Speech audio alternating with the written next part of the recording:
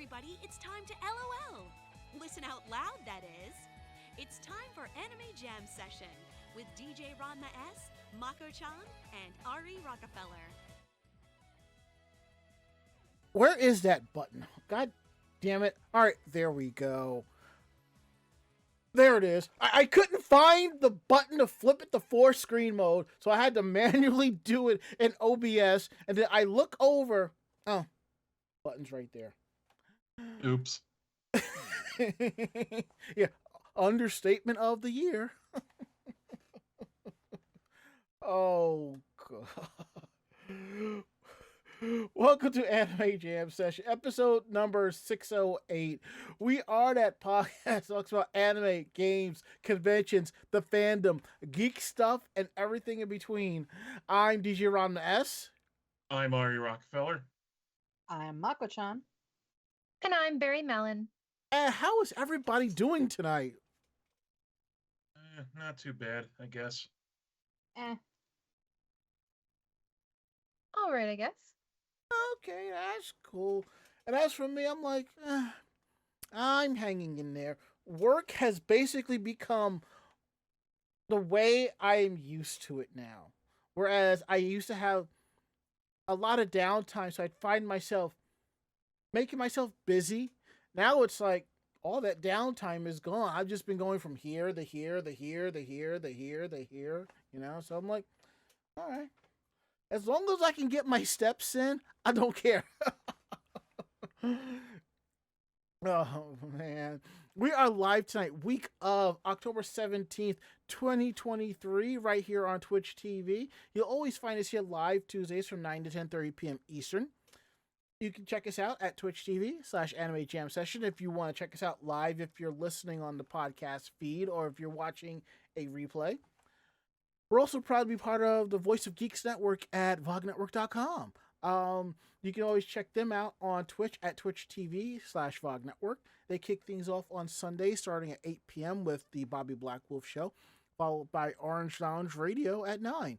Just so you know, there is a programming note. There will be no Bobby Black Wolf Show, no OLR either, because they're going to TwitchCon. So Lucky them.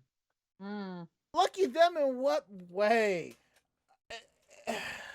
I don't know. The idea of mingling with other content creators, networking, I guess. I don't know. I mean, it's basically a con full of E-list celebrities, okay? So? E-list, damn. That's really getting down there. Well, yeah. I mean, you got to understand. I understand some people are hyped about TwitchCon to meet their favorite content creators, and so I just never cared for that. I have already met my favorite Twitch Twitch streamer / YouTuber, and that's Linus Sebastian. I met him like about 5-6 years ago, and I'm happy. Yeah. And Cedar Beery says, was it TwitchCon with the evil ball pit? Yeah, that was the evil ball Yeah, pit. the one that broke that woman's back. Yeah. Yeah. That was a hell of a way to go out. Oof. Yeah, it was. Mm-hmm. See, if TwitchCon, I know that it's like I know there's gonna be panels about networking and how to do this, which is cool, fine and dandy. I'm all about the technical aspects of it, but everybody I've seen is going, they're just more hype about meeting there. I'm like, I don't care about that. I don't want a meet. Just tell me how I can make my stream better. That's all I want. I want panels on that, the technical stuff, and I'll take what I've learned and I'll apply it here. That's all. That's all I really care about. And I'll probably walk around taking pictures of the cosplayers because any reason to cosplay. Mm-hmm. And I bet you, I'm calling it now, 50% of the cosplay are people cosplaying their VTubers. Yeah, Yeah. that sounds like it. Yeah. We like to call those our 4K models, Ranma. Thank you. Wait. 4K models? Why not 8K? Yeah, with realistic texture. Yeah. That's how I consider myself anyway. Well, I'm just saying at least they don't have to wear 3D glasses where they got their hands up trying to touch said textures. Don't laugh.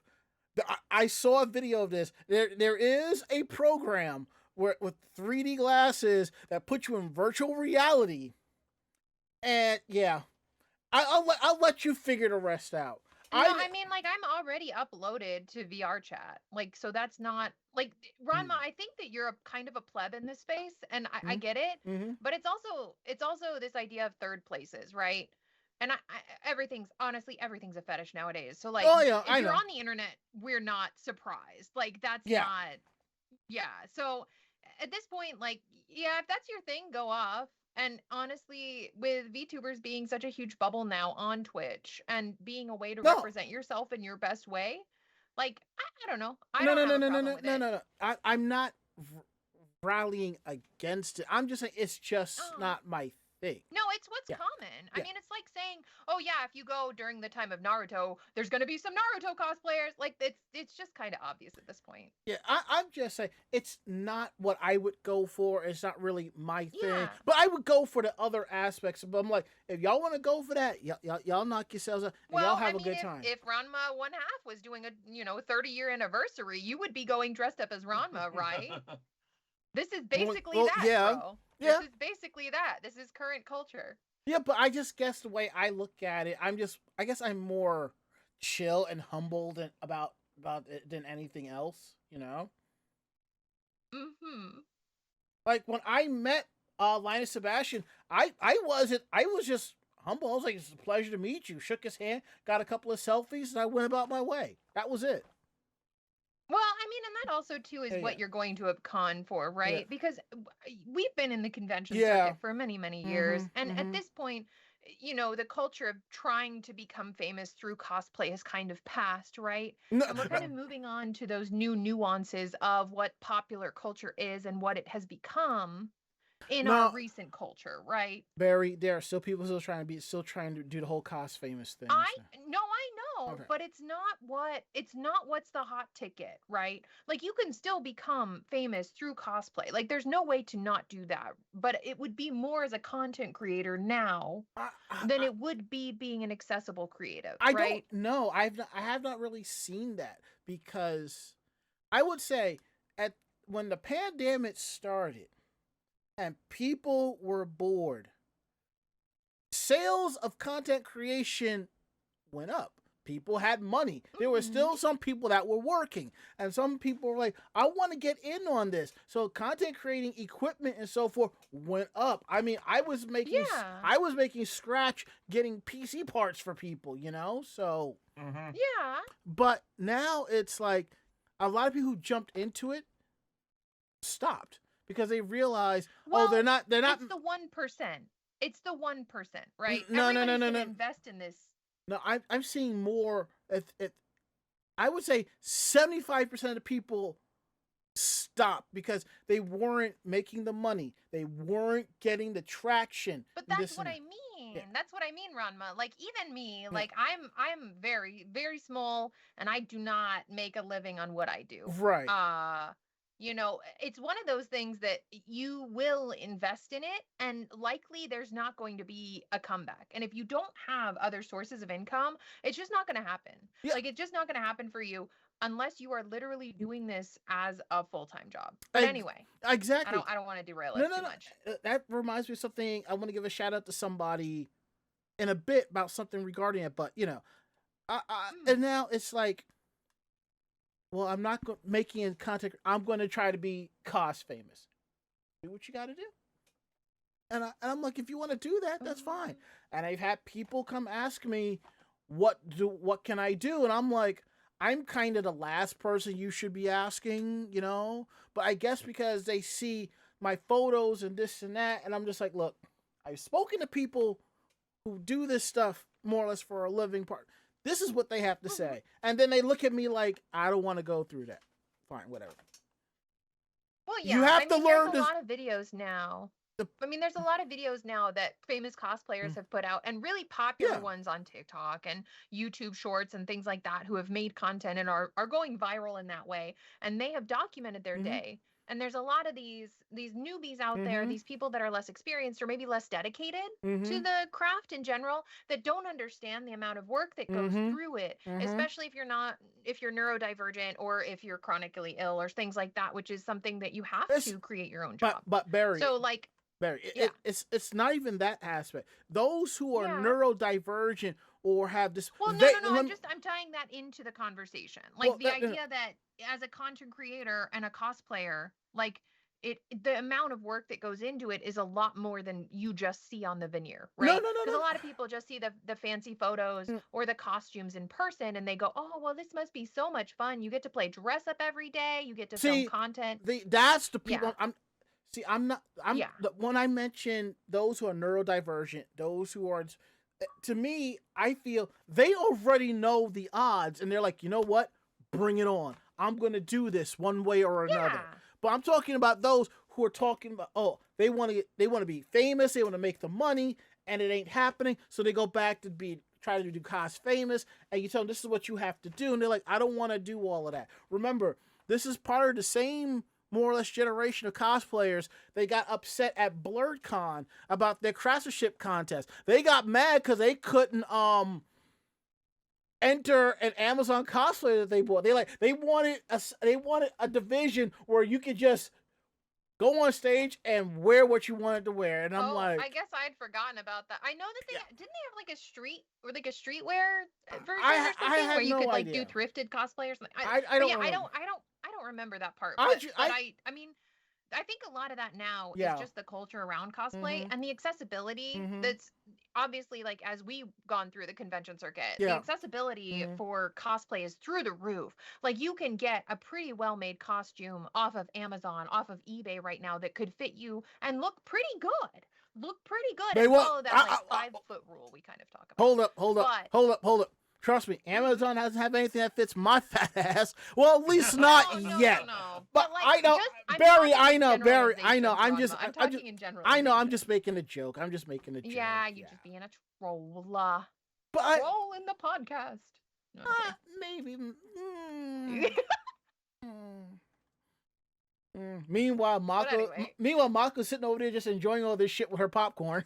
Yup, she's enjoying the chaos.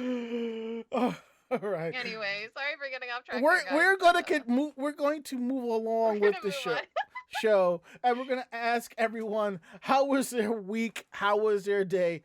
Ari, how was your week? How was your day? And before we continue, Serenity 041088 asks, "What's the tea?"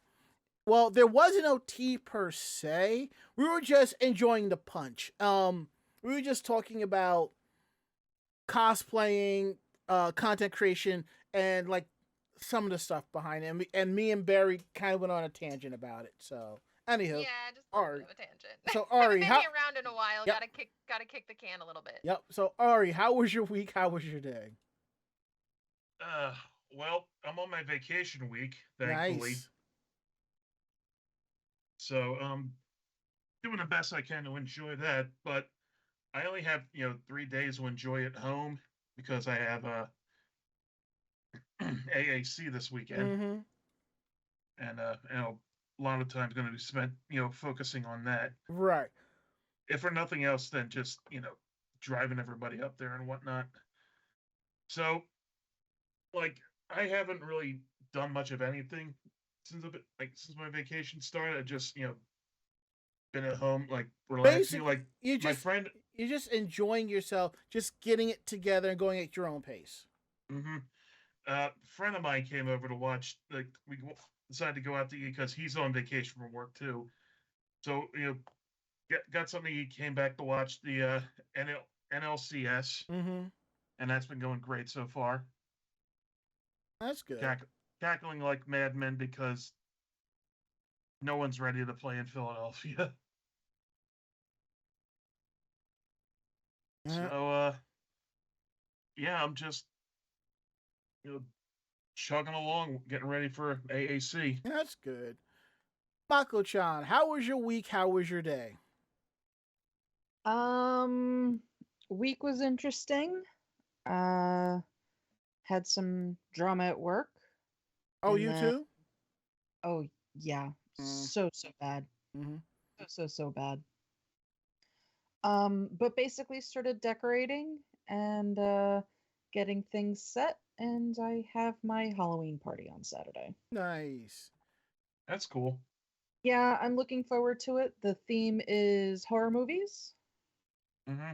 So I have no idea what anybody else is dressing up as, but I am going as Annie from Misery.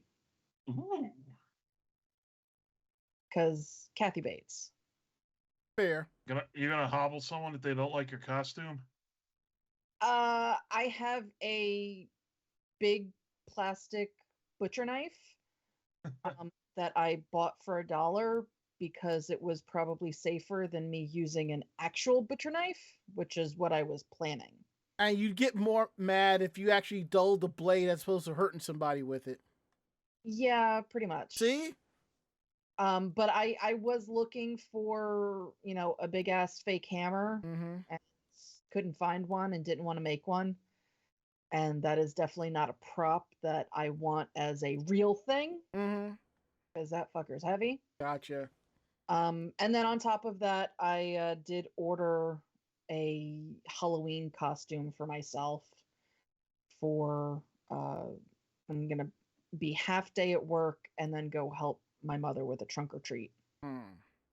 So I got a Cheshire Cat onesie, and it's too big. So basically, you're gonna be delightfully mad as opposed to any other day in your life. Yeah, pretty much. But I'm gonna have to, because it has a big plushy tail on it, and it keeps dragging it down. So I'm gonna have to pin the inside of the tail to my pants just to keep it from falling down. Mako-chan is doing the wave flailing tube man version of Cheshire Cat, and I'm here for it. Pretty much. I got it large because I figured I would be wearing clothes underneath it. Because it is very thin. It's not like a thick kind of. Oh, yeah. I know what kind you're talking about. It's not a Kigu onesie. It's a thin costume onesie. So yeah, so I did get it big enough, but I think I still got it too big. But yeah, this thing I had the option of getting up to, I think, like a 8 or 9X with this thing. Jesus. Yeah.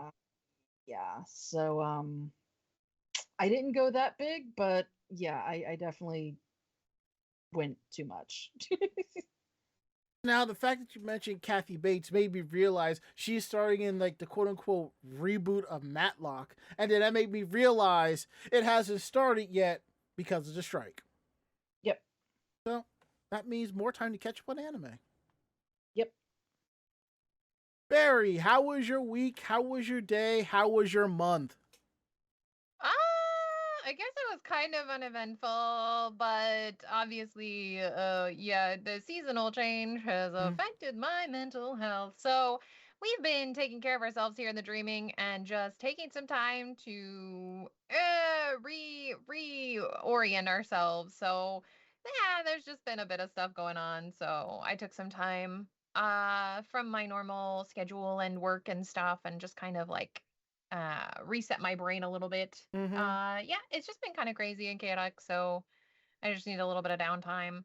But generally, yeah, it's just been there's not been too much going on, honestly. It's just been a lot of just kind of catch up work, to be fair. That's pretty much it. I mean, I went to AUSA and I judged their cosplay competition, but that was kind of the biggest thing that I've done in the last 2 months. And that was kind of fun. That's good. It was a change. Yeah. That's good. All right. So my weekend day has been usual work and so forth. Now, we had Friday off I wouldn't say we had Friday off, but we worked from home on Friday because of all the threats and so forth that was happening in New York City, and then the supposed attack or some craziness. And because, we work, and they're like, everybody work from home.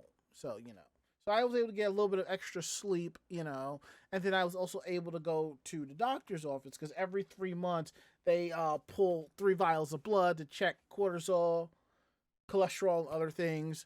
I will say that my blood pressure at the time is 128/77, which I think is good. Since I didn't take any medication that morning, because I just don't. I just go once I am done. Then I will have something to eat. Then I'll take my meds and go about my day. I've been making some purchases, so I'll make sure I have all the proper equipment for this weekend. I actually more or less tested 3 different chargers. I went out and got like an all-in-one that charges like my watch and my phone.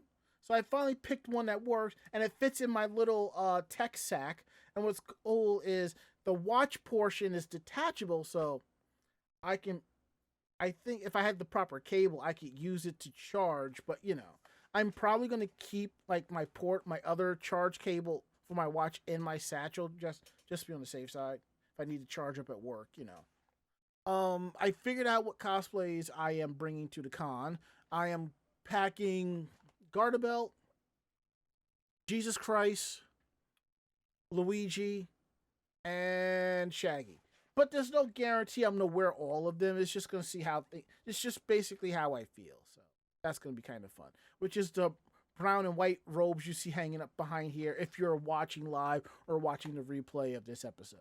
Let's see what else is going on.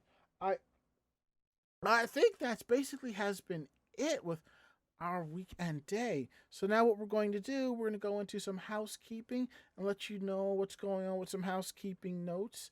Okay, don't forget, episodes of Anime Jam Session are available on our YouTube page on Thursdays. Repeats go up there, so definitely check them out there. So it's youtube.com/Anime Jam Session, and you go to playlists, podcast VODs, episodes are right there.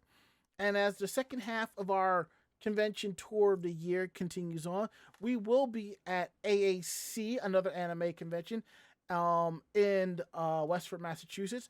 We're not doing any panels, but we will be hanging out. I'll be doing pictures. So if you see us, say hi, hang out, buy us a drink. We don't care. The next conventions we will be doing is J1Con, Anime NYC if we're approved for press, and possibly WinterCon. It just depends on how I feel. And I actually booked a hotel for that one because honestly, I like the fact that there are conventions in New York City. And I live in New York City. But it takes me about an hour to get to the Javits. It's almost an hour and a half from where I am in Brooklyn. So I book a room. And with WinterCon being all the way down by the Aqueduct, I'm like, yeah, I'm going to book a room. Go up to my room, pass out, do whatever. So, that's basically is it for housekeeping. Now we're going to get into Geek Roundtable. This is where we talk more about the geekier aspects of our life, like what cool geek stuff we've been up to. So, Ari, tell us about what's been up for you for Geek Roundtable. I've been meaning to show this off, which is part of why it's killed me that I haven't been on from work. But here's the latest Lego creation I have made. Ooh. Yeah, the Pac-Man arcade cabinet. It took a while. This came in like 24 bags of like bricks and whatnot. Mm-hmm. And this little crack on the side. Can you see that? Yeah. Basically, for those who are listening, there's a crank on the side of the Pac-Man Lego arcade machine that he built. When you turn the crank, it shows, the ghosts. The ghosts and Pac-Man are moving around. Ghosts and Pac-Man are moving. That's pretty cool. Yeah, this and the A-frame cabinet I built are going to go on a high shelf because I had a scare with the A-frame and it fell over and part of the back of it fell off. And on the inside of it, there is this little vignette, which is I think I'll just be better to show you the back of it. It is a like a little diorama of like like an old arcade. All right, so those of you who are listening to the show, Ari turned around the Lego Pac-Man arcade machine he built, and inside of it is a smaller arcade machine with a couple Lego figures. One of them's playing, and the other one is like waiting their turn. There's only one person here. Oh, there's only one person. There's like a trash can, a gumball machine, and a stool in the background. So that's what that is. My bad. It's cool though. Mm-hmm. I recently picked up a a Camaro and a like a Sakura garden. That kind of Yeah. motif. So those are two things I'm going to work on next September. I just saw they have these Lego cars and stuff. I'm they're kind of pricey, but I wouldn't mind building like a little Lego car and just putting it on display. Mm-hmm. That'd be kind of cool. Also, there's a little light for the coin slot on the big one. Nice. I'm gonna leave that there for now. I'll put you back later. Don't want to friggin' lose it. Mm-hmm. So yeah, that's how. That's what I have. All right. Well, Mako, which character are you introducing us to today? Yeah, cause I like my demon boys. So yeah, I have been obsessed with the game, the mobile game Obey Me. Okay. And then they turned that into an anime. Oh God, I think I've seen that advertised on Crunchyroll. Yeah, it's yeah. So basically, it's it's kind of a dating sim, but you're not dating. It does have a relationship counter and stuff, but it's not a dating sim per se. It is friendship. I really hope that there's yes, friendship. well, I So hope it's a Yu-Gi-Oh simulator. Friendship. Friendship. well, no, because it's like spoiler alert, the character that you create, you find out is actually their sibling. But Oh, that's awkward. yeah, What a so twist. it's definitely not a dating thing, but it is, your character getting to basically know the siblings that are demons because you had once been an angel and were killed in the holy battle. Yeah, it's yeah. That's a little dark for me, but might be too real. Might be too real. Yeah, it's if you follow, the that kind of storyline, the whole thing is a bishy version of the battle between Lucifer and Michael. Oh boy. Oh boy. Yes. As we have in chat here from Bonds, friendship is magic. Yeah. My little demon. My little demon. Yeah, so a couple months back, I found this on Facebook and I follow Makeship. It is kind of like a Kickstarter for plushies. You have to guarantee Makeship, though, that you will have or quote unquote sell a certain amount of plushies before they will go ahead and, start anything. They'll come up with, an idea for your plushie, and then, you get to see what it would look like. And as long as everything goes through, they put it on their platform. And then if it doesn't hit, 100% of funding, it doesn't get made. This is being put out directly by the people that created Obey Me. Okay. And it's their way to put merchandise out that people might want. And so I saw this advertised on Facebook and had to grab it because it's my boy Lucifer. But yeah, there are like 8 or 9 main quote unquote relationship people that you can be in. Oh boy.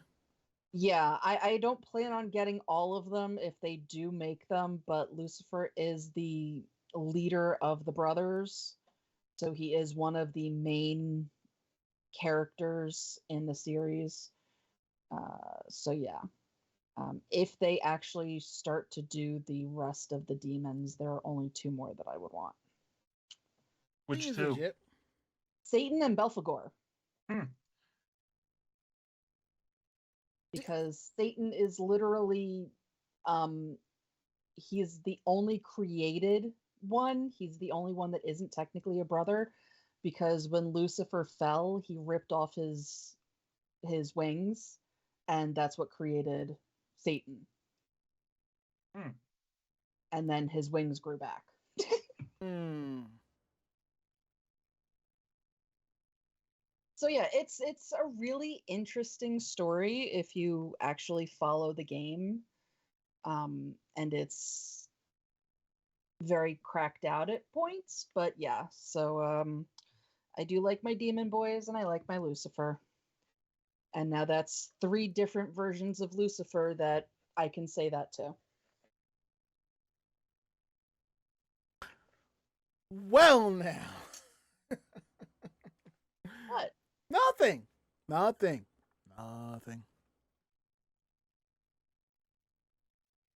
Barry, what do you have in store for us for Geek Roundtable this week?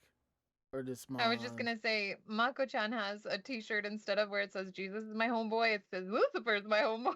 Well, of course. Well, yeah, but I mean, you have Lucifer from this game, you have Lucifer from the Lucifer series, and you have Lucifer from Supernatural. See? And there you go, the unholy trinity. I am doing all right. Let me just casually segue from that. But yeah, hi, I'm doing all right. I haven't. I don't know. I've been kind of just delving back into a lot of really basic things for Mhm. me, like cooking and baking for fall, I guess, That's is like my cool. nerdy thing that I've been doing. Come on So I now. made some like pumpkin butter, and I've just basically been doing fall things. So recently went out to like a chocolate and coffee festival, and that was kind of fun. Um That does sound good. You had me at coffee. yeah, coffee and chocolate. Chocolate. Anyway, but yeah, that was pretty much the most crazy thing that I did. The most outlandish thing I did was I went out with some nerdy friends and we went to the coffee and chocolate festival. And generally, yeah, that's kind of just been the fall. Is fall is always a very like baking, like fall and winter tend to be very Mhm. baking or like cooking oriented, because I'm very much, I show affection in the way of like feeding my friends with good food. It's I call it like soul nourishing, you Mhm. know? Like It's when you have good food that's made with love, it can be very, not just like I know that personally like you're feeling. hungry and you're fed, but like you feel good about the food you're eating and your friends feel cherished, you know? Yeah. It's So, and it, don't That's forget. part of why I send food as gifts for the Mhm. yeah. holidays. I always love your treats, Ari. I always love your treats. And don't Thanks. forget, it's also soup and stews season too. So It's I, soup season. It's yeah, good soup. I Yes, am. I made soup and sauce this weekend. I'm not soup. Ooh. Yes, I made chicken gnocchi soup. Ooh. Oh, chili season. Yep. Yes, Yeah. exactly Chili what as season. Pod Culture says in our chat, chili season. Yep. And I believe Yeah. Al Crea has this amazing chili recipe, and she says she recently tweaked it, so I got Mm. to get it from her and convert it to the Ooh. Instant Pot and make it. Let's go. So for what I've been up to during Geek Roundtable is because of the strike, I've been catching up on anime. So I sat down and watched Tokyo Revengers, the Christmas Showdown arc, which was great. Loved the opening theme by Official Henge Dism. I didn't like the fact that Hulu I think they actually censored the manji on the uniforms. But, Really? well, you gotta understand, it is Disney, so. Which bothered me because I had to watch it on Hulu. I'm at the point, I don't like the fact I need 2 separate streaming services just to watch one series. I know season 3 of Tokyo Revengers just dropped. I didn't hear anything out of Crunchyroll that they have it, which I have this feeling season 3 is probably going to be on Hulu. So we'll see what happens. I finished up this anime called, I've gained a cheat skill in another world, something like that. I think that's what I watched. I've completed that. I'm watching Bastard, heavy metal dark fantasy, the Hell Requiem arc. I'm halfway through that. Started on this other series on High Dive. I think it's called The Outer Shadow Dark. It's an isekai, really.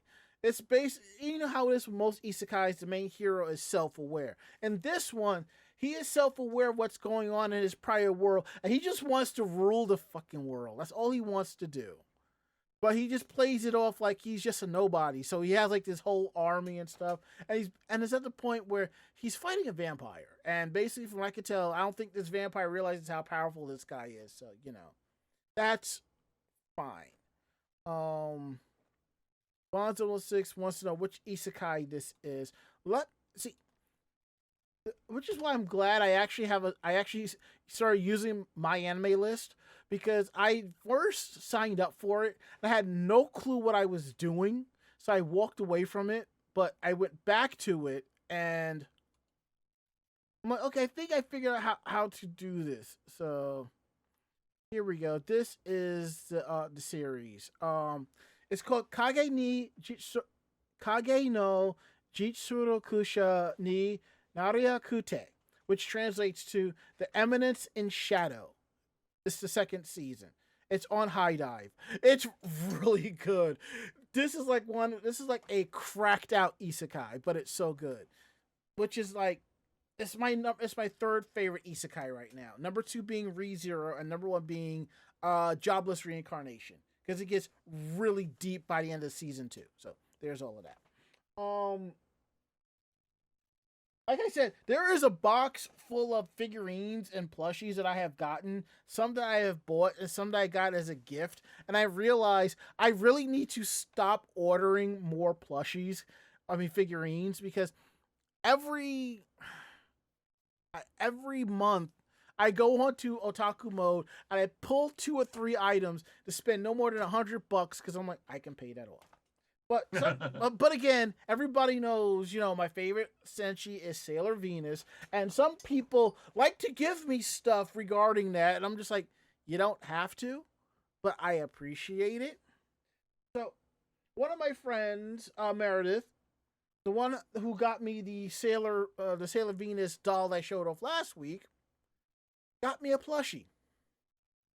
It is a Minako Aino plushie in her normal school uniform, and it's from Sailor. It's a Sailor Moon R Minako plushie. What's that on her hand? Volleyball. Oh, so is it a volleyball uniform or no? In the anime, there's fan art of her, but Minako's favorite sport is volleyball. Mm-hmm. So that will be going up in the collection. And I have this feeling I'm probably going to go to AAC and come back with more stuff to show off on the show and be like, this will be fun. I'm like, I've made a mistake. Mistakes were made. And you're like, oh God, how am I going to get this back home? I mean, it's not the hard part. It's more like, where am I going to put this?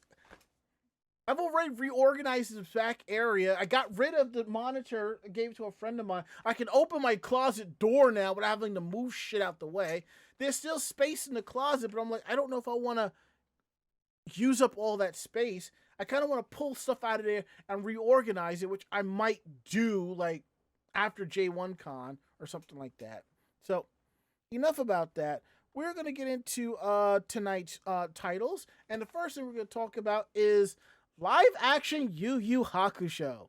And I know people have been holding on to bated breath about this because they're not sure how it's going to be. But yes, people, if you don't know, it's basically an all Japanese cast for this show. So sounds good so far. Oh, definitely. And yes, it's by Netflix. I think they're actually 100% funding this, whereas it's a studio doing it and Netflix throwing their money behind it. The series will premiere on December 14th. It'll be directed by Sho Tsukikawa, who has previously directed Let Me Eat Your Pancreas and My Little Monster. The series stars What was that title? My Little Monster. No, the one before that. Let Me Eat Your Pancreas. It's also an anime. The fuck? Yeah. Look it up. The series stars Takumi Kitamura, Jun Shishon, Kanata Hongo, Shuhei Uegi as Yusuke Urameshi, Kurama, Hiei, and Kazuma Kuwabara, respectively. Created by Yoshihiro Togashi, also known as the husband of Naoko Takeuchi, Yu Yu Hakusho began as a manga in 1990, serialized and weekly Shonen Jump. The story follows a 14-year delinquent named Yusuke Urameshi who suffers an untimely death but ultimately comes back to life as an underworld detective who must investigate supernatural shenanigans. The manga has been adapted into a TV series, over 100 episodes, multiple OVAs, and anime films. This is the first live-action adaptation of it. And also, Yu Yu Hakusho is the only anime that came out in Japan that actually beat Dragon Ball Z in the ratings. So expectations for this live action version are pretty high. Well, it's mid because of another live action, One Piece. Everybody's talking about nothing's going to beat that. One Piece paved the way. No, it did not. The main reason why One Piece is successful as it is because it's just cracked out. That's all it is. Mm-hmm. I feel that Yu Yu Hakusho is going to be along the lines of Cowboy Bebop in ways of like the feel of it. It's going to be kind of dark but comedic. But this is an all Japanese cast. So I look at it this way. If you liked Full Metal Alchemist and Alice in Borderland, then you're going to enjoy Yu Yu Hakusho. I am probably going to try to marathon the anime before I watch the live action. So, and as Ron before 21 says, to Hades with One Piece. So tired of that anime. Yeah, a lot of us are. And Bonzo6 says, I stopped watching One Piece about a decade ago. Just did not care to keep up. There are people in some of the Facebook groups I'm in who have actually did the power marathons, watching episodes and being caught up in under 6 months.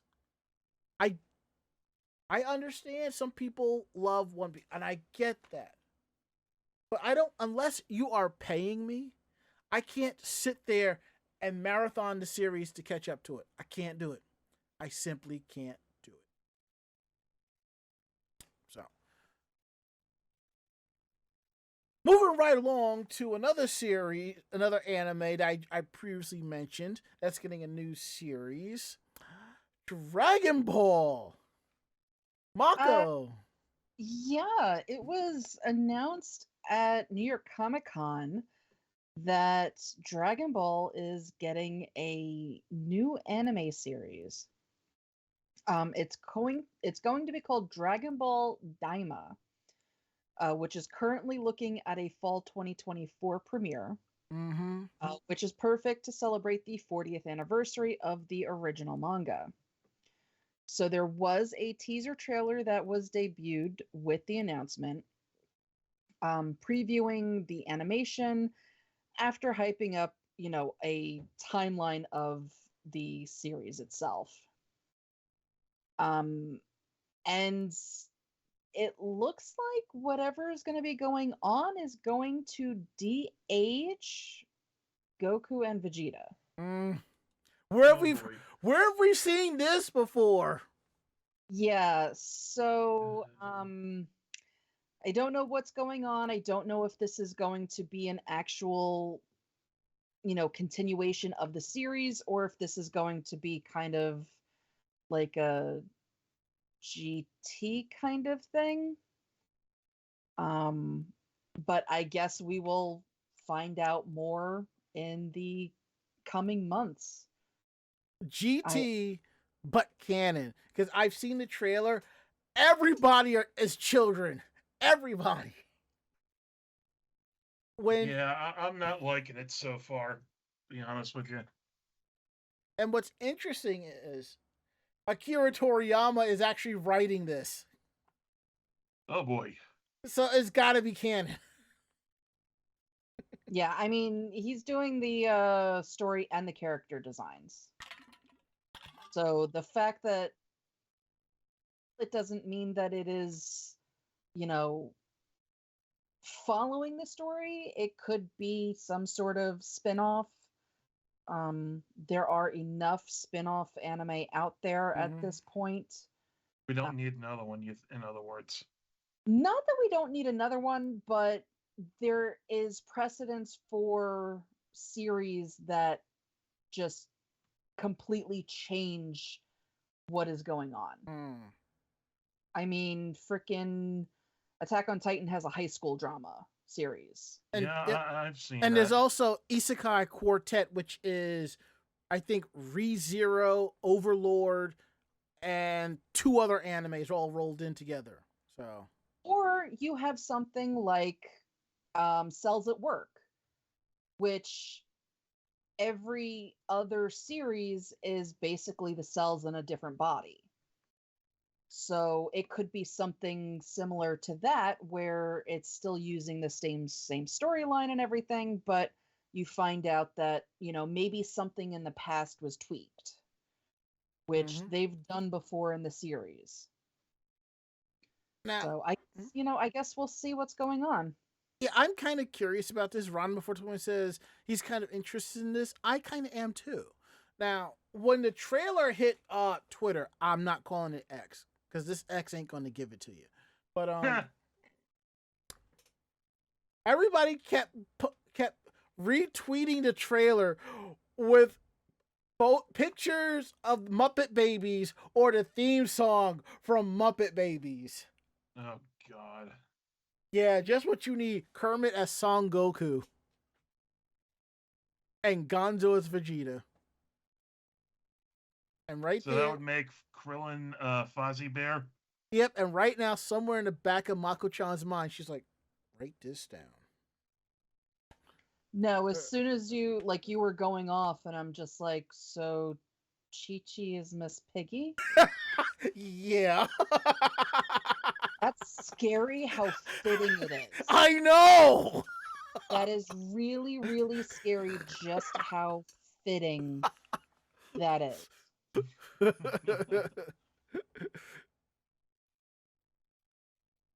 I went in the other direction. I retweeted the trailer and dropped the opening video to Flintstone Kids. Damn. That's... Yeah, I'm the fact that they are bringing back characters that haven't been in the series in years. That is what excites me. Like it really who? Is. Like who?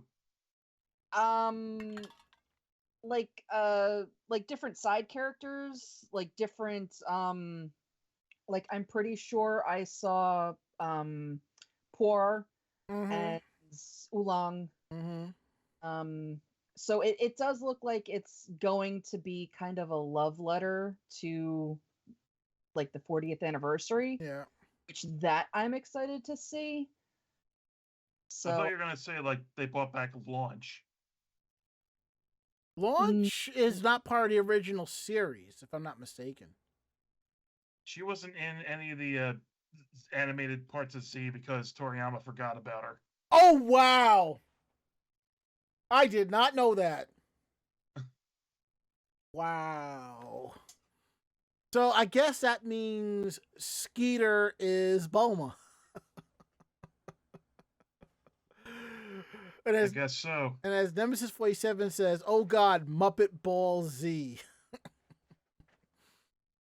See, I grew up on Muppet Babies. I watched all 8 seasons of that cartoon. But the opening theme, the Flintstones Kids, just hits better to me. Even though that was only like 1 or 2 seasons, I remember that one a lot more because the opening theme was basically a play off of the original theme with a 50s vibe, and I loved it. So, we're going to switch that. Uh-oh. So, Bulma's going to be Scooter, and Yamcha's going to be Skeeter. Good night, everybody. It's been real. It's been real. I'll talk to y'all And yeah, later. I know the whole twin cess, but then that explains why they broke up. Oh my God, Mako!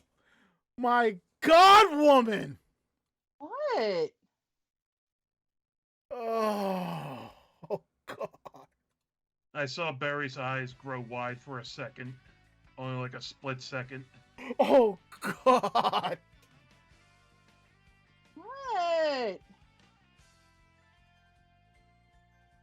What? But I gotta ask. No, you don't. Yes, I do.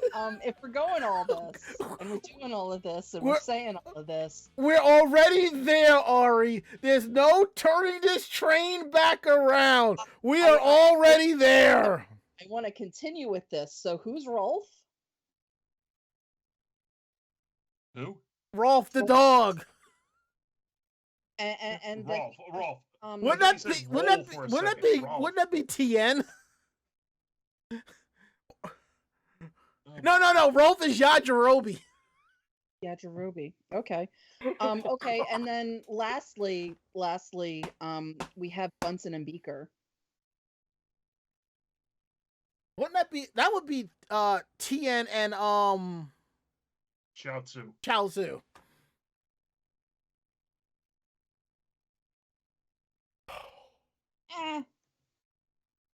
Rolf is Mr. Popo?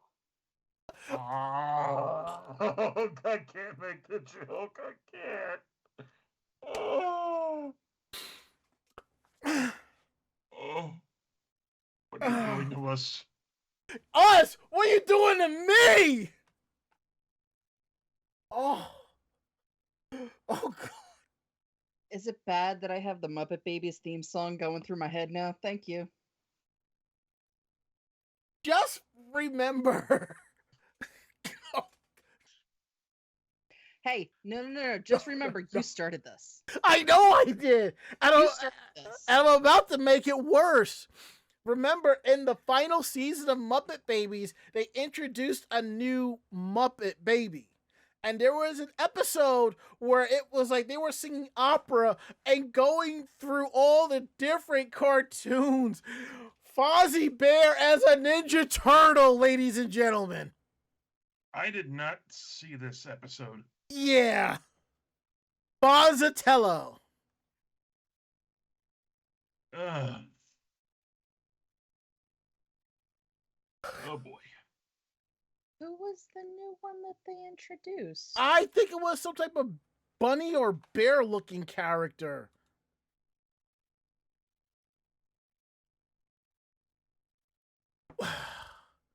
Like a kid or an adult? A kid, another baby. This was in the final season of Muppet Babies. Oh, yeah,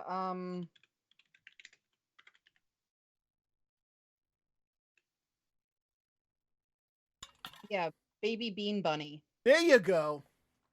And I know that because he's one of my favorite Muppets. What was that? He's one of my favorite Muppets. Oh God. I like Bean Bunny. Well, at least his Muppet Babies, not Baby Looney Tunes. Can we move on, please? Snuffy as Goku's brother. Get out! Pack your shit and get the fuck out!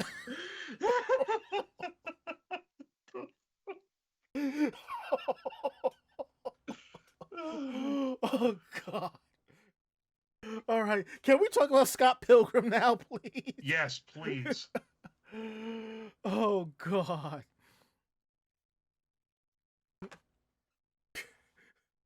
Take it away, Ichigo.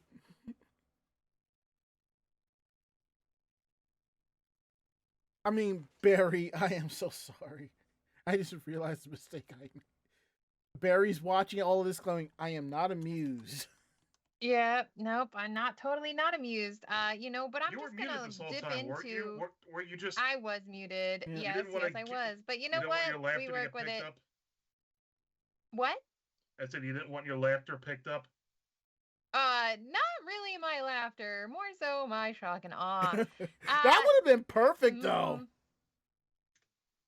mm, yeah, no, I'm good. Yeah, if you would like to move on from what they were Yeah, talking about to yes. living your Mhm. best and most Canadian video game dreams, Scott Pilgrim is revealing a Netflix anime trailer. And yeah, it looks to be pretty promising. Scott Pilgrim is taking off in a new trailer thanks to New York Comic Con, and generally, it's going to come to a future glimpse of the action that's to come. New York Comic Con saw the release of the new trailer for Scott Pilgrim Takes Off, showcasing its cast and setting in a whole new anime style light. The Netflix adaptation of the popular comic series isn't just going for references to the stories they were inspired to. Instead, creator Brian Lee O'Malley, alongside Ben David Gabrinsky, Edgar Wright, and more, are putting together everything they can from the various adaptations and spin-offs of those original graphic novels to tell something fresh while maintaining everything that made Scott Pilgrim's adventure so unique the first time around. The new trailer at New York Comic Con showed off just that, and the hyper stylized visuals and many familiar voices. The plot and cast of Scott Pilgrim is taking off as an anime, and specifically the voices of Michael Cera, Mary Elizabeth Winstead, Kira Culkin, and many more from the Scott Pilgrim vs. the World movie adaptation were featured in the trailer. On top of the references that fill the trailer, including the obvious ones to Mortal Kombat via the background music and the info dump style rundowns of the main cast, all reminding fans of the series plot and setup. That's why Just like the original stories. Go ahead. Listen, I mean, interrupt. I'll say that's why I sent Mako the link to the trailer just for the Mortal Kombat background music. Mm-hmm. So it is harking back to the original stories where Scott Pilgrim has dreams about a certain girl. This is delving into the idea of hammer space and how she finds out that she's named Ramona Flowers, and they finally meet and he asks her out. He finds out the hard way that she has 7 evil exes and he must deal with them so he can surely date her. The problem is these exes are powerful and not afraid to try and beat up Scott and stake their claim on Ramona. And one of the anime series highlights will be the unbelievably big action sequences that could be not portrayed in quite the same way in any other format. So yeah, it seems like it's going to be very popular, I think, for those who are very intrigued by it the first time around. And I think as a reintroduction for a new set of fandoms nowadays, I think is going to be really, really nice. However, as noted, the series won't simply be a visually updated version of the graphic novels. The Scott Pilgrim Takes Off team has stated previously that they wouldn't be doing a point-for-point adaptation like other attempts. Instead, they'll try to update some things, flesh out some background story, etc., etc. Give us as long as they have the spontaneous Bollywood number in the middle of Matthew Patel's fight. Mm-hmm. That might just be just for the movie. I'm just saying, as long as we get some fluff, and I'm good with that. I'm not talking filler. I'm talking fluff. Basically, things like what Barry said, was said in the article.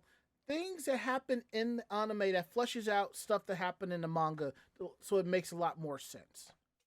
Mm-hmm. Character development. I think it would be interesting to see them flesh out other characters' backstories and things like that maybe people who haven't read the graphic novel haven't really seen from this series. Because if you actually read the series, you can definitely I think get more engaged with the actual storyline instead of just what you see as like the face value of it from a lot of the trailers and other media coverage. Mm-hmm. All right. Next up, what's going on with limited edition cards at the Gogh Museum, Ari? So yeah, there's a Pikachu Van Gogh Pokemon card that was pulled from museum promotion for quote-unquote safety and security reasons.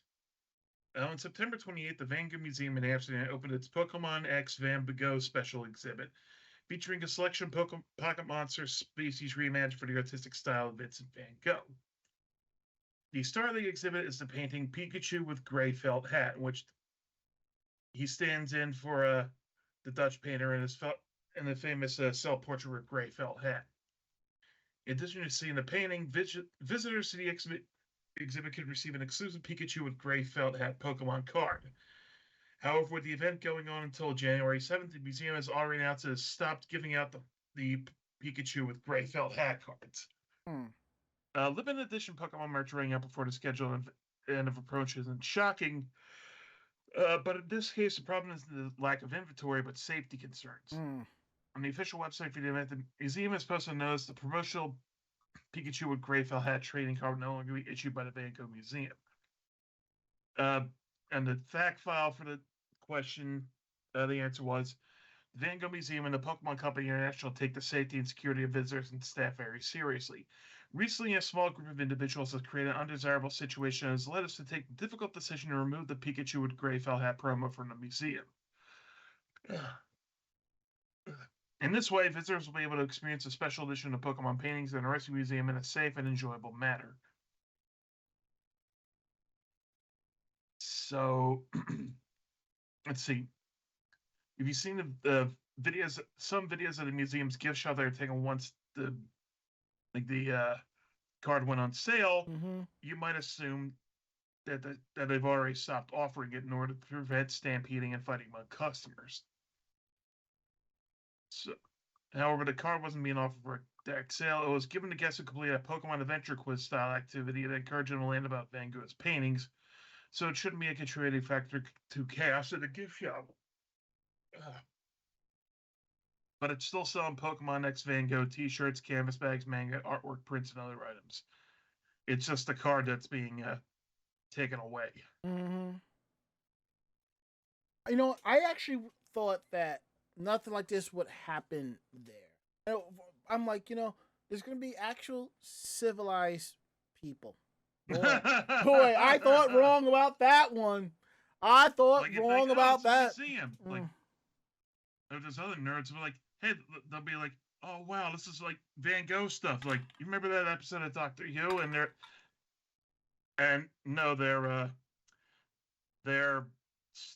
piling on top of one another to get them. I will, I'll post a link to the direct link to the tweet in the chat so you can see for yourself. But these people are getting out of their goddamn minds. It is not that serious, people. It really isn't. And, well, if you look at the card itself, it's not even all that good. All it does is just tutor for other Pokemon. Well, some people want it as a collector's item, which I get, but there's no need to, like... I don't think it's the collector's item people that are doing it, though. It's the scammers. The scalpers, yeah. Yeah. And I mean, look, I get it. There are people who make money scalping. I mean, again, during the pandemic, I was buying computer parts for people. I tacked on my fees for going out and doing it, I didn't really overcharge for, what it was, but, Now, I can understand, like, when the PlayStation 5 and the Xbox Series X came out, I can understand someone spending $500 on it and turning around and selling it for $600 or $550. I get that. I can see local stores doing it, but $700, $800, $900? No. I remember the height of the Wii. You could go on eBay. There were bids from people going up to for $25,000. I will deliver your Wii with 10 games, all the accessories, dressed as Santa Claus in a sled on Christmas Day. And like I said, I understand there are people who do this to make money, and I get that. But there's a point where, like, hey, nah, this ain't good. No, it's not gonna happen. Anything happened with the video cards? Scalpers just went nuts on it, and now they found themselves like the crypto kind of bottomed out, and now they're trying to sell the cards for pennies on the dollar. I'm good. That's it. Anywho, it seems that VIZ is launching a new manga platform. Mako, tell us all about that. Yeah, so they are launching a manga platform, but it is going to be for one-shot submissions. That's cool, like an anthology. Yeah, well, not even. It's from what it's looking like, um so the platform is going to produce short original one-shot stories created by writers in the US. So, former editor-in-chief of Shueisha's weekly Shonen Jump magazine, Hisashi Sasaki, will work with and guide creators whose submissions are selected. VIZ Media will publish successful one-shots digitally. Successful one-shots may also lead to the company licensing and establishing an IP, turning the story into an anime and producing consumer products. That sounds kind of cool. So VIZ launched the VIZ Original graphic novel imprint in 2019 as a way to collaborate with manga-inspired creators to develop new stories. They also launched their new digital manga service, VIZ Manga, on May 9th, which includes simultaneous English releases of ongoing manga. So yeah, if you're interested in looking into this, it is viz.com/submissions. That is the portal that you will be able to go to and upload your submissions. It has the guidelines, it has some FAQs. So if you are interested, you would be able to go ahead and submit them. And hopefully you will see yourself as an actual published manga artist. Basically, they're doing what Tokyo Pop used to do, but better. Anywho, and our last story of the night, take it away, Ichigo, because I know they like the goth and macabre. I mean, Barry. Why do I keep making this damn mistake? I'm sorry. Barry is going to tell us about H.P. Lovecraft mangas. They're both berries, so you're not completely wrong. I know. So yeah, Gou Tanabe is launching a manga of H.P. Lovecraft's Dream Cycle stories. The November issue of Kadokawa's monthly comic Beam magazine revealed on Thursday that Gou Tanabe will launch a manga titled Short Stories About Dreamlands, based on H.P. Lovecraft's Dream Cycle stories, a set of short stories he published from 1918 to 1932 in the set in his fantastical dreamland setting.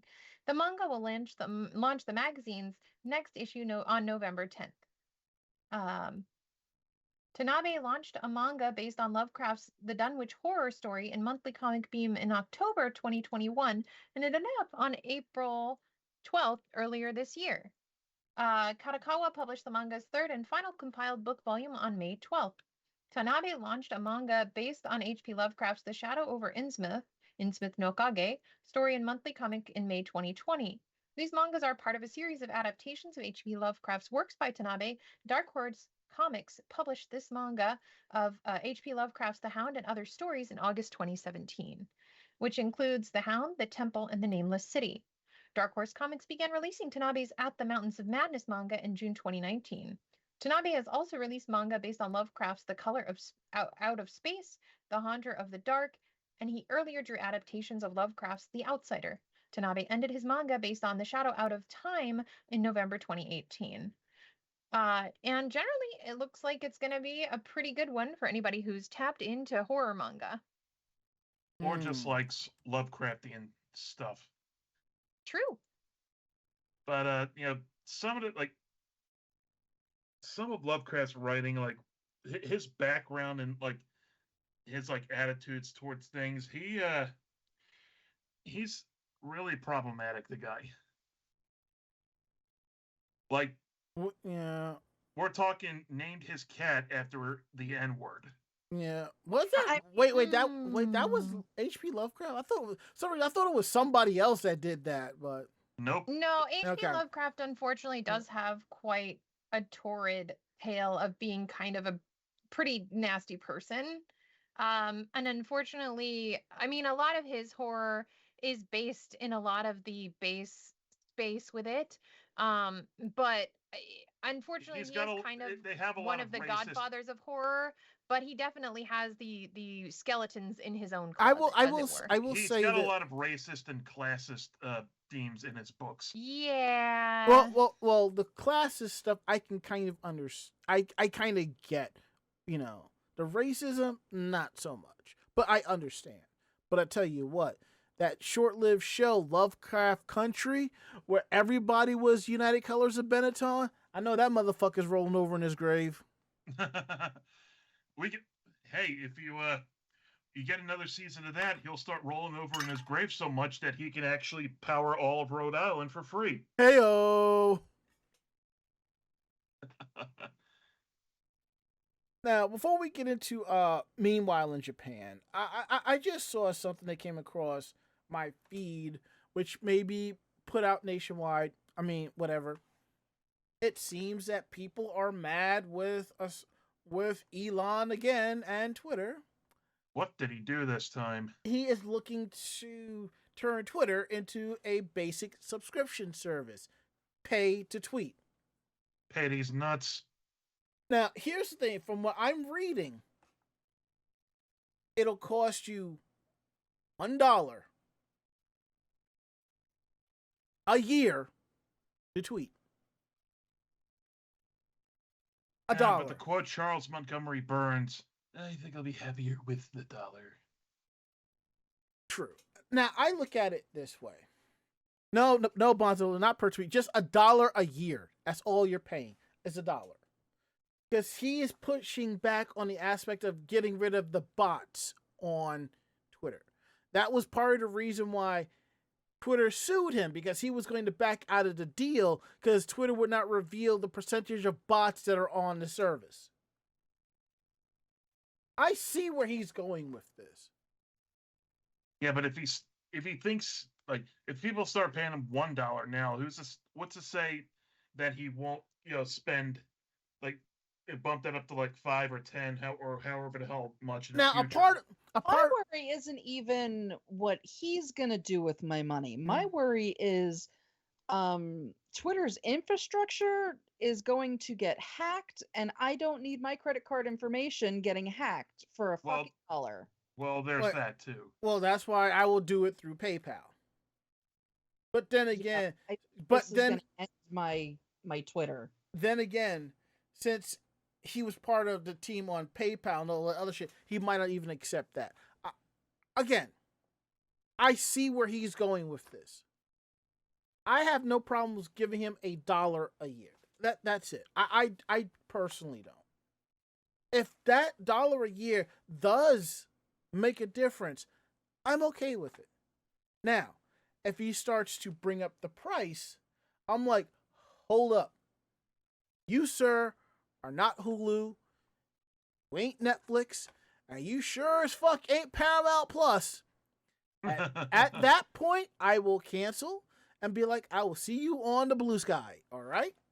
As Nick Fury said, I recognize the council has made a decision, but given that it's a stupid-ass decision, I have elected to ignore it. There you go. I'm like I said, I got no problems a buck a year. I got no problem with that.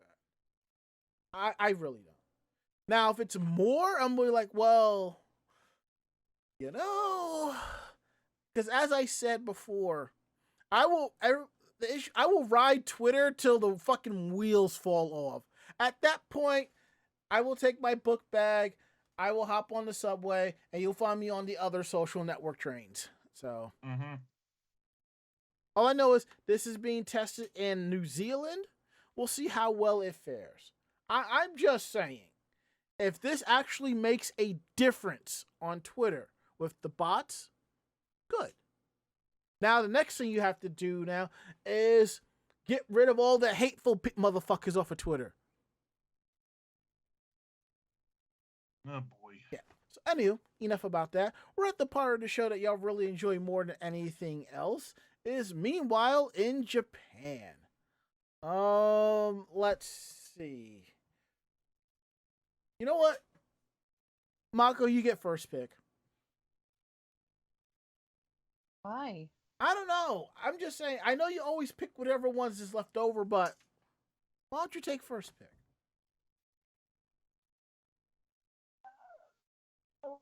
I don't know. Okay, all right. Oh, that's why I choose last. Okay, all right. You know what? I will take the last story. Okay. I'll take the first one then. Mm-hmm. Ah, okay. Then I will take the second one. Just so you know, I had a feeling Mako would end up with the third one. Okay, so a drunk man in Japan live streams himself getting robbed after falling asleep on the street. Wait, what? Some experienced drinkers accept a no cameras policy when going out and hitting the bars. The logic behind this plan is that they feel like silly fun in the inebriated moment can be embarrassingly dumb during sober reflection the next day, and that's the sort of thing that probably doesn't want people don't want preserved in photos. But earlier this month, one Japanese man not only kept his phone's camera on while he was walking through a bar district in the city of Yokohama, but he was live streaming the stroll too. And while the video isn't his finest hour, it's notable not for showing something embarrassing, but showing a crime in progress. Unfortunately, the video has been made private. The man began the stream late on Sunday, October 1st. In the video, he's seen wearing the cap and jersey of a local baseball team, Bay Stars, who defeated the visiting Nagoya Dragons 4-0 earlier at Yokohama. Perhaps with his spirit pulsating after the win, the man appears cheerful but very sleepy as he takes a break from walking to sit on the front stoop of a building, eventually falling asleep with his phone's camera still pointing at his face, roughly 7 minutes after starting. In time, though, another man's hand enters the video frame, reaches into his bag, and steals the streamer's wallet. The streamer remains asleep through all this and eventually seems to shift to sleep so the camera just slips from its original position and the stream just becomes a black screen with audio. Things continue like this for roughly 30 minutes until the thief who stole the wallet returns. This time, he takes the streamer's phone, but is apparently unaware that it's still streaming as it records the thief taking at least one other criminal, talking with at least one other criminal as they attempt to maximize their ill-gotten gains. And after walking away from the sleeping streamer, the thief gets in a car and drives away while using his own phone to call somebody. Like, I just got a set with a mobile phone from a tuna, which is, I guess, code word for a passed out drunk person. Looks like there's a bandana card on it or something. For bring it over, so I can get about 20,000 yen, which is about $130 the last time. So later, the video shows the thief entering an apartment or a hotel room, where he meets with another man, and the discussion goes from there. The neighborhood of the crime took place in, Noge, has a reputation being one of the less safe parts of Yokohama, with one street in the area even acquiring a nickname Oya Fukudori, or Street of Unhappy Parents, as reference to concern your mom and dad would feel about you spending time there. So even as with pretty much every other unsafe part of Japan, you're likely to get mugged, stabbed, or otherwise physically assaulted in Noge. So my question is, did the thief just not think to, I don't know, turn off the camera? Am I the only one that's thinking of Green Day's Boulevard of Broken Dreams? Yeah, probably. Okay. Wow. So that was a lot of dumbasses involved here. You got that shit right. All right, Barry. On you, friendo.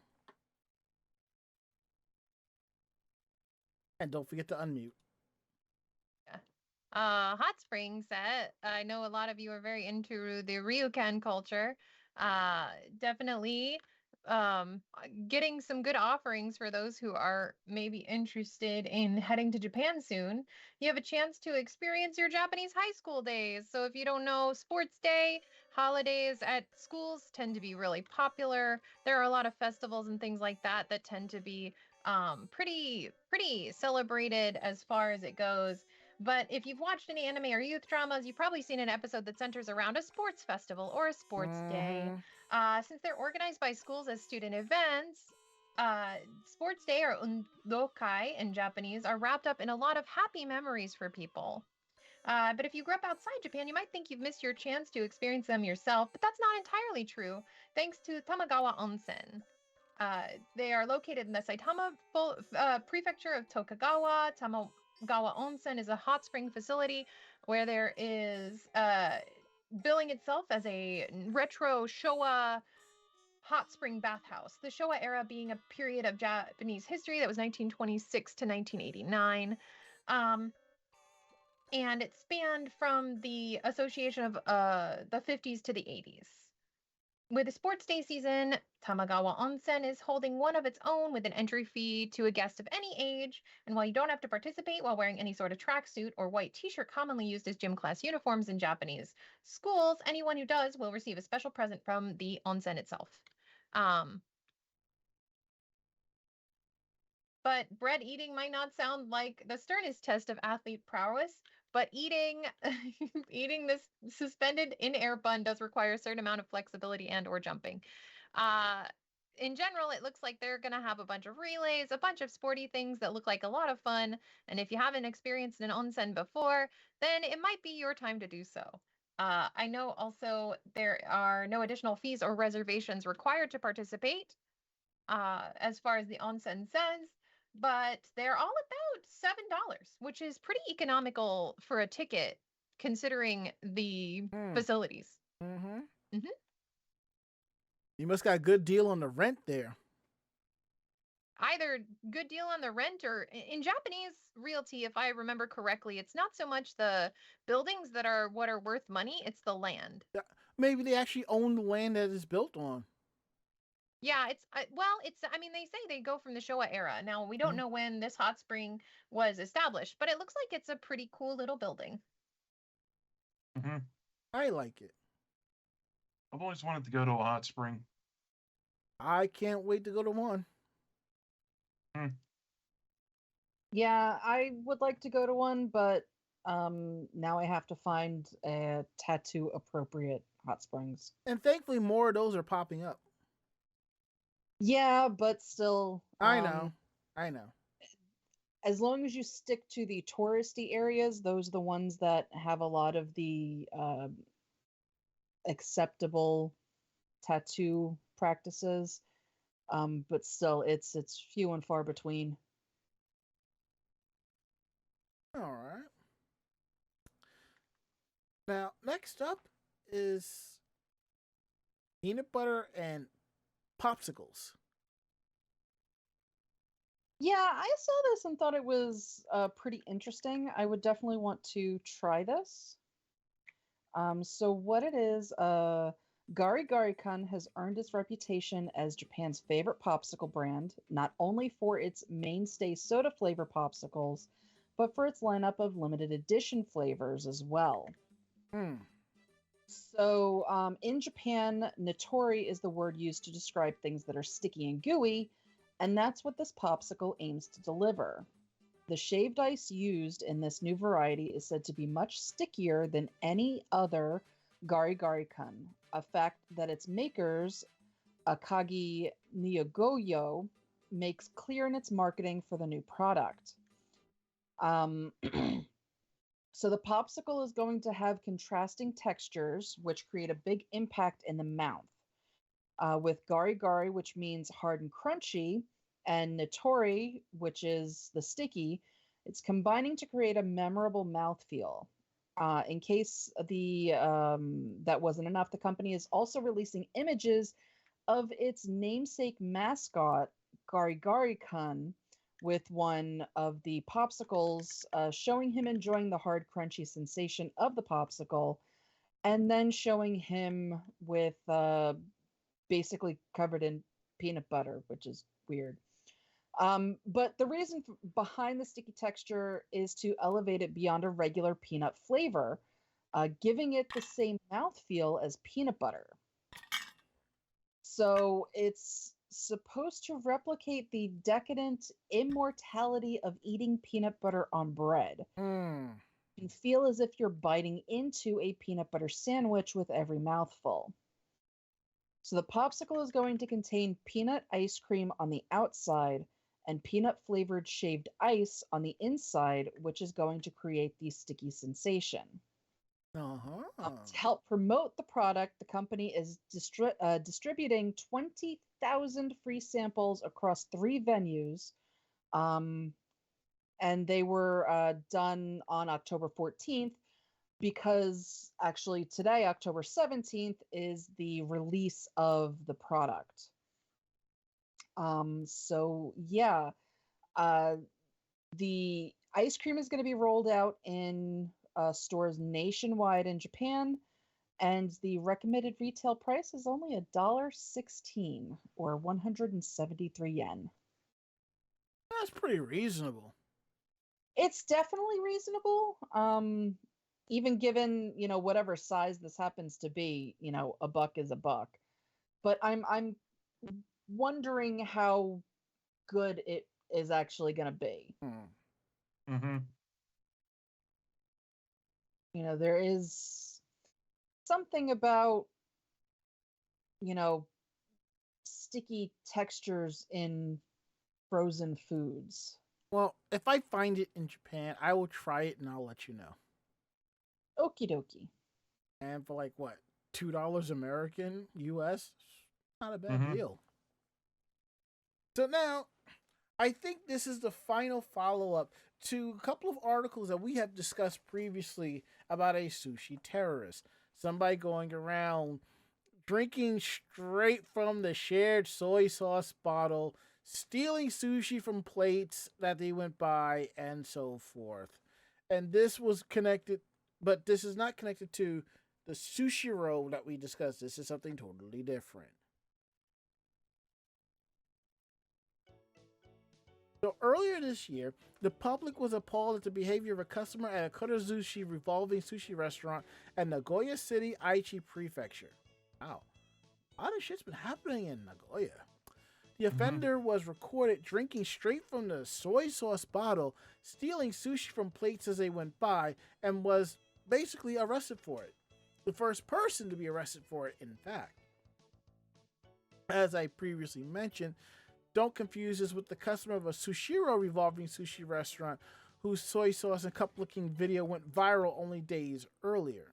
With back-to-back incidents sent shock waves as the nation cried out, "What the hell is wrong with people?" at once, and sushi conveyor belts came to a grinding halt. On October 13th, the Kurazushi perpetrator of what was dubbed sushi terrorism by the media was found guilty by the Nagoya District County Judge Yoichi Omura. It was pretty open and shut since everything was on video and uploaded to social media. The man in the video, 21-year-old Ryuga Yoshino, was handed down a 5-year suspended sentence on a 3-year prison sentence. Yoshino will not appeal and spoke to the media after the verdict. He appeared remorseful, telling reporters, "I am truly sorry. The first thing I will do is reflect and make up for what I did. I think that's more important than want to make amends, even if just a little, with the people whom I cause trouble than it is to worry about myself." He urged others considering the same thing to think twice about their actions and consider what happens afterwards before making the same mistake that he did. Now, before anyone might feel sorry for Yoshino, it should be noted at the same trial, he was also guilty of pimping out his then 15-year-old girlfriend from December to March of this year. What the hell is wrong with you?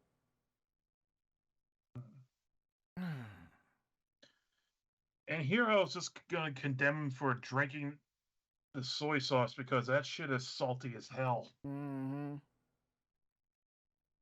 And that was something Omura pointed out as a far more despicable crime though it was not the subject of the case he was currently presiding over.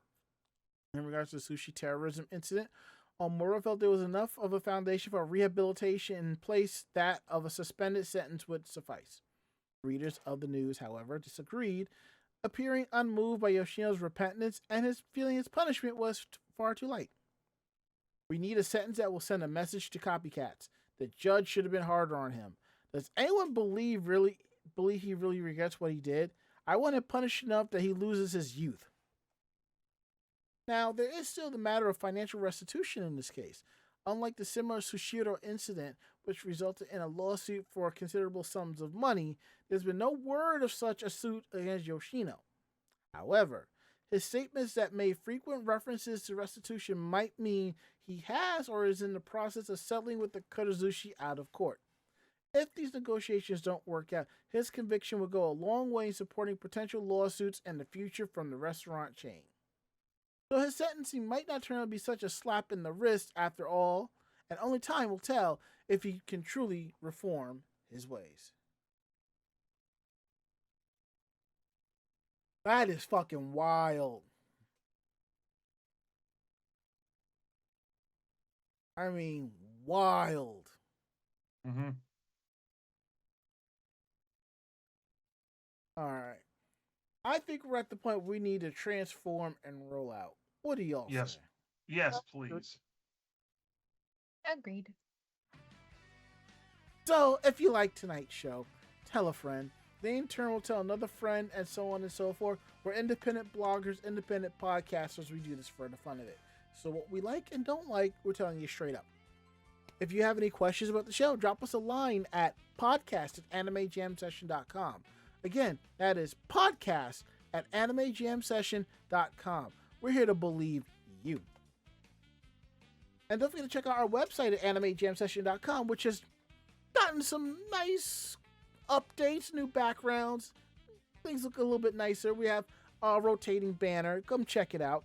On this site, you will find not just our weekly podcast. You will find cosplay tips and tricks, cosplay interviews, anime reviews, editorials, links to our social media pages, and so much more at animejamsession.com.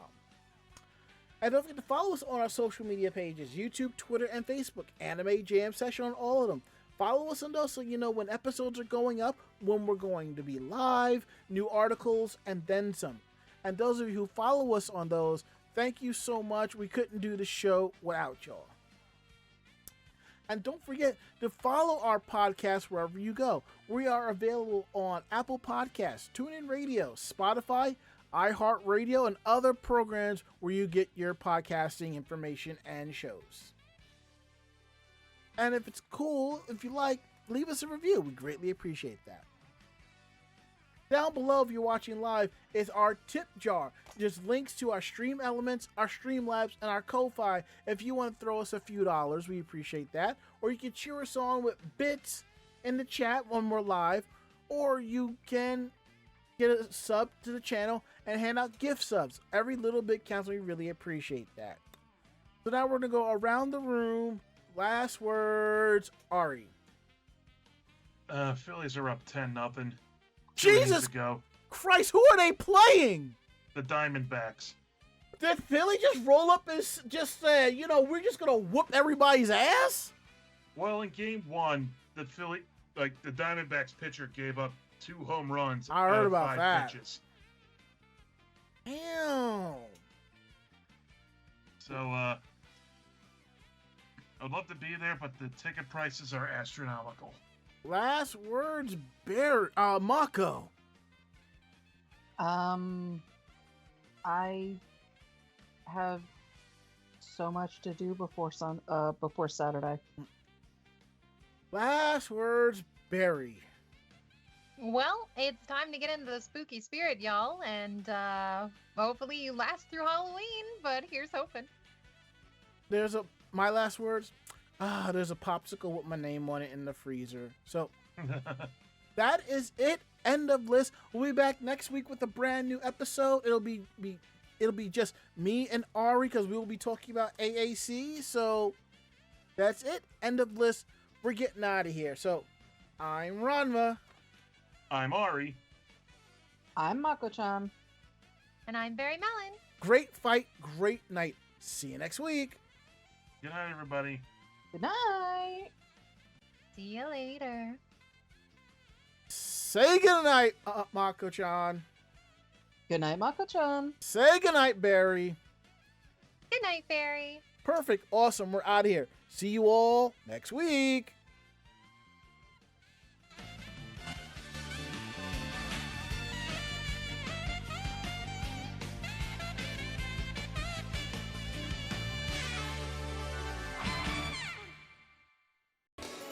This podcast has been a production of Anime Jam Session and AJS Productions.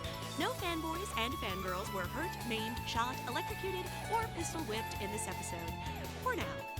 The views, opinions, and thoughts expressed on this show do not reflect the staff or the network as a whole. But we're still right, damn it. For transcripts of this episode, start typing.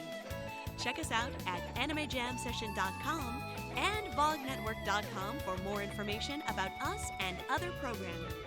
Jamatane!